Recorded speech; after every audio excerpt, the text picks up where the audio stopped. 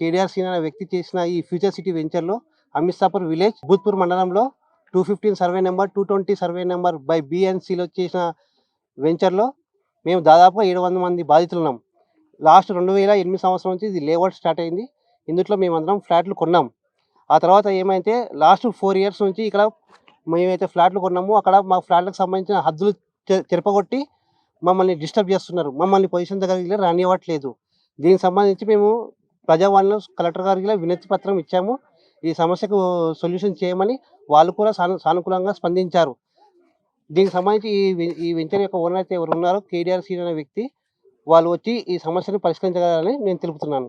ఇప్పుడు ఆబ్జెక్షన్ అంటే ఇక్కడ మాకు ఈ నా ఫ్లాట్కి సంబంధించి కొన్ని ఇక్కడ ఫ్లాట్లకు సంబంధించి ఫ్లాట్లు మొత్తం ఫ్లాట్లు దున్నేసి ఓనర్కి ఎవరైతే అమ్మినరో వాళ్ళకి సంబంధించిన వన్ ఆఫ్ ద పర్సన్ ఈ పని చేస్తున్నారని మా దృష్టికి వచ్చింది. కాకపోతే పర్సన్ ఎవరనేది మాకు తెలియదు. ఎవరైతే ల్యాండ్ అమ్మినరో ఎవరైతే వెంచర్ చేసినో వాళ్ళకున్న మనీ డిస్ట్రిబ్యూషన్ ప్రాబ్లం వల్ల ఇది జరుగుతుందని చెప్పి మా దృష్టికి వచ్చింది. మేము అందువరకే కేడీఆర్ సీన్ కానీ ఎవరైతే వెంచర్ చేశారో వాళ్ళని ఒకటే రిక్వెస్ట్ చేస్తున్నాను. మా ఈ సమస్య ఏదైతే ఉందో త్వరగా పరిష్కరించి ఈ సమస్యల నుంచి మమ్మల్ని బయట పెట్టండి. లేదంటే మేమైతే ఏదైతే మా పిల్లల కోసం రూపాయి కష్టపడి తీసుకొని ఈ ఫ్లాట్లు తీసుకున్నామో మాకు చాలా ఇబ్బందిగా ఉంది. ఇది మా పిల్లల భవిష్యత్తు కోసం తీసుకున్న ఫ్లాట్. దయచేసి మీరు మా ప్రాబ్లం అర్థం చేసుకొని మీరు సమస్యను త్వరగా పరిష్కరించగలని మేము కోరుతున్నాను.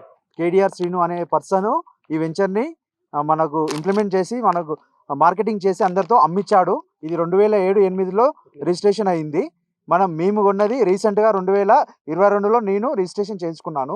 దీనికి సంబంధించి ఫ్యూచర్ ఇక్కడ నియర్ బై హైవేకి ఉందని చెప్పేసి మంచి ఉందని మధ్యవర్తులు ఎవరైతే మార్కెటింగ్ టీం ఎవరైతే చెప్పడం వల్ల మేము కొనడం జరిగింది. ఇప్పుడు ఈ ప్రాబ్లం ఎందుకు క్రియేట్ అయిందంటే ప్రీవియస్గా గత 6-8 నెలల మధ్య నుంచి ఈ రిజిస్ట్రేషన్లు అనేది ఆపేశారు. దేనికోసం అని చెప్పేసి ఎంఓ గారిని కలిస్తే ఇది ప్రభుత్వ సీలింగ్ ల్యాండ్ అని చెప్పేసి తను ఎక్స్ప్లెయిన్ చేయడం జరిగింది. కాకపోతే అది ఎప్పటి నుంచో అది వెంచర్కి పర్మిషన్ ఎలా ఇచ్చారు, రిజిస్ట్రేషన్ ఎలా చేశారు, ఇవన్నీ ఎల్ఆర్ఎస్ మేము ఆల్రెడీ కట్టి ఉన్నాము. ఇలాంటి ఎల్ఆర్ఎస్ కట్టిన టైంలో కూడా మీరు అబ్జెక్షన్ చేయడం అనేది పద్ధతి కాదని చెప్పేసి మేము యాజ్ ఫర్ లీగల్గా అన్ని రికార్డ్స్ ముందలు పెట్టి మాట్లాడాము. వాళ్ళు ఆర్డీఓ గారికి వెళ్ళమన్నారు. మేము కలెక్టర్ గారికి వెళ్ళి వినతి పత్రం ఇవ్వడం జరిగింది. వాళ్ళు కూడా మాకు పాజిటివ్గా మాకు చెప్పారు. దాని మీద తదుపరి రెవెన్యూ సంబంధించిన వాళ్ళు వచ్చి సర్వే చేసి మీకు తగు న్యాయం చేస్తామని వాళ్ళు చెప్పడం జరిగింది. దీని విషయంలో ఎలాంటి ప్రాబ్లం జరిగినా మేము దగ్గర ఈ లేఅవుట్లో 787 వరకు 150 గజాల ప్లాట్స్ చేసి అమ్మడం జరిగింది. మేము అందరము గ్యాదర్ అయి ఉన్నాము. దీనికి సంబంధించిన తదుపరి కార్యక్రమం కూడా మేము ఈ సైట్లో ఎవరి సైట్లో వాళ్ళు ఆకుపై పొజిషన్లోనే ఉన్నాము. బట్ కొన్ని ఈ వెంచర్కి కేడీఆర్ సీనుకు ప్లస్ వెంచర్ ఇంతకుముందుకు ఈ ల్యాండ్ అమ్మిన వాళ్ళకు ఆ లావాదేవీల ప్రాబ్లం వలన వాళ్ళు కొంచెం సేద్యం చేయడం జరుగుతుంది. అది వాళ్ళు కూడా క్లియర్ చేసిస్తా అని గత ప్రీవియస్ సంవత్సరాల నుంచి చెప్తూ వస్తున్నాడు. బట్ దానికి ఇప్పటిదాకా క్లియర్ చేసిన దాఖలాలు లేవు. దీని తదుపరి లీగల్గా ఏ రకమైన కార్యక్రమం చేయాలనుకున్నా నెక్స్ట్ లెవెల్కి వెళ్ళిపోతాము. వీలైతే ఈ వెంచర్లో 787 మంది ఎవరైతే గ్యాదర్ అయితే మేము బౌండరీ వేసి దీన్ని మా ఆక్యుపేషన్లో పెట్టుకోవాలనే ఉద్దేశంలో కూడా ఉన్నాము. కరెక్ట్గా యాజ్ ఫర్ రికార్డులు ఉండడం వల్లనే ఈ పర్మిషన్ అనేది ఇచ్చారు. సరే, ఇప్పుడు మన ఎంఆర్ఓ గారు చెప్పినట్లు ఇది గవర్నమెంట్ సీజింగ్ ల్యాండే అనుకుందాం, సీలింగ్ ల్యాండే అనుకుందాము. ఇప్పుడు ఇది పబ్లిక్ సమస్యగా జరిగింది. ఇప్పుడు ఆల్మోస్ట్ ఆల్ 787 మంది పబ్లిక్లోనే ఉన్న వాళ్ళే. ఇది పబ్లిక్ సమస్య కిందికి వచ్చింది కాబట్టి ఈ పబ్లిక్కి ప్రజెంట్ అప్పటి నుంచి ఇప్పటిదాకా మన గవర్నమెంట్కి రెవెన్యూ అనేది జనరేట్ అయింది. ఈ ల్యాండ్కి ఉన్న వాల్యూ కంటే 3 రెట్లు 4 రెట్లు గవర్నమెంట్కి అమౌంట్ అనేది రికవరీ అయిపోయింది. వాళ్ళ పేమెంట్ వాళ్ళకి వచ్చినట్టే. ఇప్పుడు ప్రజెంట్ ఈ పబ్లిక్కి అందరికీ న్యాయం జరగాలని ఈ శాసనసభ్యులు కానీ ప్రజెంట్ ఉన్న ఎవరైనా ఉన్నా దీనికి న్యాయం చేసి ఇక్కడ ఉన్న పొజిషన్లో ఉన్న వాళ్ళందరికీ ఎవరి డిస్టర్బెన్స్ లేకుండా న్యాయం చేయాలని కోరుకుంటున్నాము. मेरा नाम खैरुन्निसा है और मैं घरों में काम करके ये प्लाट खरीदी। क्या कल के दिन मेरे 4 बच्चे हैं, मेरे हस्बैंड नहीं हैं और मैं घरों में काम करती हूँ, तो मैं बच्चों के लिए कुछ तो काम आता बोल के मैं ये प्लाट खरीदी थी। अब ये प्लाट में 4 बार मैं पत्थर आके गाड़ के गई, 4 बार से पत्थर साफ कर दे रहे, खेत डाल दिए। अभी बोले तो फिर मैं परसों भी आके पत्थर गाड़ के गई थी, निकाल दिए मेरे पत्थर। और मेरे को क्या है, इंसाफ होना है। आप लोग मेहरबानी करके मेरे पे इंसाफ कीजिए। और मैं पैसों की सख्त ज़रूरत है, इंदिरा इल्लू बना रहा हूँ मैं, मेरे को पैसों की सख्त ज़रूरत है मेरे। యాక్చువల్లీ ఇక్కడ వచ్చింది ప్రాబ్లం ఏముందంటే 220/B 220/C అని సర్వే నెంబరులో ప్లాట్లు చేసిర్రు. ఈ వెంచర్ వచ్చేసి 20 ఇయర్స్ నుంచి 20 ఇయర్స్ బ్యాక్ చేసిర్రు. ఇప్పుడు ఏం జరిగిందంటే మేము అప్పటి నుంచి ఇప్పటిదాకా కూడా పొజిషన్లోనే ఉన్నాము. కానీ కొందరు వ్యక్తులు అంటే అది ఎందుకు చేపిస్తున్నారో, ఏం చేపిస్తున్నారో తెలీదు మాకు. ఎందుకంటే ప్రతిసారి మేమొచ్చి రాళ్ళు పాతుకోవడం జరుగుతుంది. వాళ్ళు రాళ్ళు వీకడం జరుగుతుంది. కనీసం పొజిషన్‌కొచ్చి ఇల్లు కట్టుకోనీకి లేదు. కనీసము అసలు చిన్నగా వచ్చి మనం రాళ్ళు మళ్ళీ వాతుకునాలంటే కూడా భయమైతుంది. ఎట్లా అంటే భయభ్రాంతులకు గురి చేస్తున్నారు. సో, మేము ఒక్కరం వచ్చినామనుకోండి ఈ ప్లాటు, వాళ్ళు ఏంది ఇక్కడొచ్చిర్రు మీరు అని చెప్పి కొందరు వ్యక్తులు ఇక్కడ రానీయకుండా సేద్యం చేసుకుంటూ, అందులోనూ మరి ఇప్పటిదాకా కూడా మేము పోలీస్ స్టేషన్‌లో కూడా కంప్లెయింట్ ఇచ్చాము. 2 టైమ్స్ ఇచ్చాము. వాళ్ళు కూడా సివిల్ మ్యాటర్ అని చెప్పేసి కూడా వాళ్ళు కూడా కొంచెం తీసుకున్నారు. కానీ సరే సివిల్ మ్యాటర్ అని వాళ్ళు చెప్పడం జరిగింది. సరే అని చెప్పేసి దీని మీద మేము ముందుకు వెళ్ళడానికి అందరం సమావేశమైనాము. మా పరిస్థితి అని కాదు, అందరి పరిస్థితి కూడా ఇదే ఉంది కాబట్టి అందరం కలిసి ఒక నిర్ణయం తీసుకొని కలిసికట్టుగా ముందుకొచ్చినాము. ఎంఆర్ఓ గారి దగ్గర కూడా ఈ రిజిస్ట్రేషన్ అంటే ఇప్పుడు తర్వాత మేము ఈ ప్లాట్‌ను అమ్ముకుందామని కూడా రిజిస్ట్రేషన్ ఆఫీస్‌కి వెళ్తే సబ్ రిజిస్ట్రార్ గారు కూడా అక్కడ ఉండి ఈ 220 సర్వే నెంబర్ కూడా మేము ఇక్కడ కూడా మేము చేయట్లేదు అని చెప్పిర్రు. చెప్తే సార్ ఎందుకు అంటే మీరు ఎంఆర్ఓ గారి దగ్గరికెళ్ళి దానికి సంబంధించింది ఓపెన్ చేయమని చెప్పండి అని చెప్తే, సరే అని చెప్పి ఎంఆర్ఓ ఆఫీస్ కూడా సార్ దగ్గరికెళ్ళాము. సార్ కూడా ఏం చెప్పారంటే, మీకు తెలీదేమో 1 ఇయర్ నుంచి ఇది గవర్నమెంట్ సీలింగ్ ల్యాండు. మీకు తెలీదు కాబట్టి తెలుసుకోండి అంటే, లేదు సార్ ఇది గవర్నమెంట్ ల్యాండ్ అని సీలింగ్ ల్యాండ్ అని మీరు చెప్తున్నారు కదా! సీలింగ్ ల్యాండ్ అని మీ దగ్గర ఏమన్నా ప్రూఫ్ ఉందా అని నేను అడిగాను. సార్ ఏమన్నారంటే, లేదండి మీరు ఆర్డీఓ దగ్గరికెళ్ళి మీరు మీ పిటిషన్ మీరేయండి.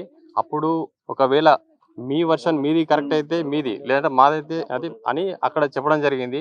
ఇవన్నీ కాదని మాకు అర్థమయ్యి మేమిప్పుడు వెంచర్‌లో అందరం ఆల్రెడీ పొజిషన్‌లో ఉంటున్నాం. ఇప్పటిదాకా ఉన్న పొజిషన్‌లోనే ఉంటున్నాం. ప్రెజెంట్ కూడా పొజిషన్‌లోనే ఉన్నాం. కాబట్టి ఇది అందరూ ఈ వెంచర్ గురించి కొన్ని వార్తలు వినిపిస్తున్నాయి. ఆ వార్తలు ఏమేమి అనేది మీకు ఆల్రెడీ మిత్రులు అందరూ చెప్పారు. కానీ ఇప్పుడు ప్రస్తుత పరిస్థితి ఏందంటే చిన్న పిల్లలు అంటే చిన్నగా ఉన్న పిల్లలు వాళ్ళందరూ కలిసి తల్లిదండ్రులు ప్లాట్ తీసుకున్నారు. ఇప్పుడు ప్లాట్ అమ్మడానికి లేదు, ఇల్లు కట్టుకోవడానికి లేదు, కనీసం ఏం చేసుకోవడానికి లేదు. మేము ఎల్ఆర్ఎస్‌లు గవర్నమెంట్‌కు చాలా ఏదైనా సరే ఇప్పటిదాకా కూడా ఫుల్ ఎల్ఆర్ఎస్ పే చేసి ఉన్నాం. కనీసం ఈ విషయమై పై అధికారులు దీనిపైన స్పందించి చర్య తీసుకుంటే మా ప్లాట్లు మాకు ఇప్పిస్తే మా పొజిషన్ మాకు ఆల్రెడీ పొజిషన్‌లో ఉన్నాం. ఇక్కడ జరిగే సమస్యను వెరిఫై చేసి మాకు పరిష్కరించాలని కోరుతున్నాం. ఈ భూత్పూర్ మండలంలోని అమిస్తాపూర్ గ్రామ శివారులో 220 సర్వే నంబర్లో దాదాపు 20 సంవత్సరాల క్రితం ఇక్కడ 30 ఎకరాల్లో ఫ్యూచర్ సిటీ పేరుతో వెంచరు నిర్మాణం జరిగింది. వెంచర్ ఇక్కడ నిర్మించారు.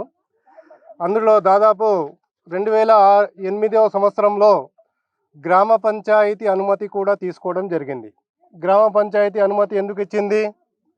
ఇక్కడ ప్రభుత్వ భూమి కాదు, ఇది ఇక్కడ నిర్మాణంలో చేసుకోవచ్చని అనుమతి ఇచ్చింది మనకు. ఎవరు? గ్రామ పంచాయతీ. అంటే వాళ్ళు ఎందుకు ఇచ్చారు? ఇక్కడ సర్వే చేసిన వాళ్ళు ఇది ప్రభుత్వ భూమి కాదు, ఇది పట్టా భూమే కాబట్టి ఇది మనకు రిజిస్ట్రేషన్లో అనుమతులు ఇచ్చారు. వాళ్ళు సెక్రటరీ ఇచ్చారు, సర్పంచ్ గారు వాళ్ళిద్దరి సంతకాలు ఉన్నాయి వీటిపైన. ఇంకో విషయం ఏంటంటే 2020 నుంచి మనకు 2008 నుంచి సబ్ రిజిస్టర్ గారు ప్రభుత్వ అధికారి, అతను కూడా ప్రభుత్వ అధికారే. అతను ఏం చేసిండో దాదాపు 20 సంవత్సరాల నుంచి రిజిస్ట్రేషన్లు జరుపుతూనే ఉన్నాడు. ప్రభుత్వానికి ఆదాయం వస్తూనే ఉంది. 20 సంవత్సరాల నుంచి వచ్చింది. మరి 20 సంవత్సరాల నుంచి ఇది ప్రభుత్వ భూమి అని వాళ్ళకి తెలియదా? రిజిస్ట్రేషన్ ఎందుకు చేసిండ్రు వాళ్ళు? సబ్ రిజిస్టారు రిజిస్ట్రేషన్ ఎందుకు చేసిండు? వాళ్ళకి ప్రభుత్వ భూమి అని తెలిసి ఎందుకు చేశారు మరి? ఇంకోటి మొన్న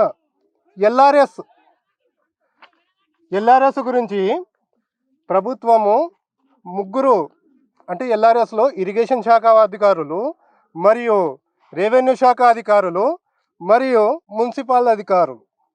ఇరిగేషన్ అధికారులు ఏం చేసింది, ఇక్కడ ఏమీ హైడ్రా వ్యాపారి లేదని ఓకే ఇది మంచి లేఅవుటే అన్నట్లు ఓకే చేసిండ్రు. ఇరిగేషన్ అధికారులు ఇది ప్రభుత్వ భూమి కాదని ఓకే చేసినట్టు కదా వాళ్ళు.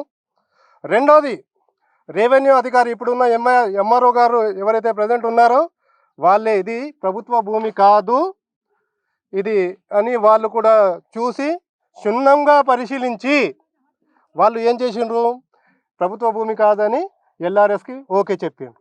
చివరిగా మున్సిపల్ కమిషనర్ గారు కూడా ఇది ప్రభుత్వ భూమి కాదని దానికి ప్రొసీడింగ్ ఆర్డర్ ఇచ్చారు. అంటే ఎల్ఆర్ఎస్ మొత్తము డబ్బులు కట్టుకున్నది ప్రభుత్వము, మరి ప్రభుత్వ భూమి కాదనే కదా కట్టుకున్నది. మరియు ఎందుకు ఆపినట్టండి రిజిస్ట్రేషన్లు? ఎంతమంది బాధితులు ఉన్నారు? వీళ్ళ బాధితులు చిన్న ఇప్పుడు ఒక ఆవిడ వచ్చింది, ఆ ఆవిడ చిన్న ఇండ్లలో పనులు చేసుకొని చిన్న డబ్బులు కుదువ పెట్టుకొని తీసుకున్నది, వాళ్ళు డబ్బులు జమ చేసుకొని తీసుకున్నారు వాళ్ళు. అయితే వాళ్ళ పరిస్థితి ఏంటి? ఇప్పుడు రిజిస్ట్రేషన్లు ఎందుకు ఆపడం జరిగింది? 20 సంవత్సరాల నుంచి ఏం చేస్తున్నారు మరి అధికారులు?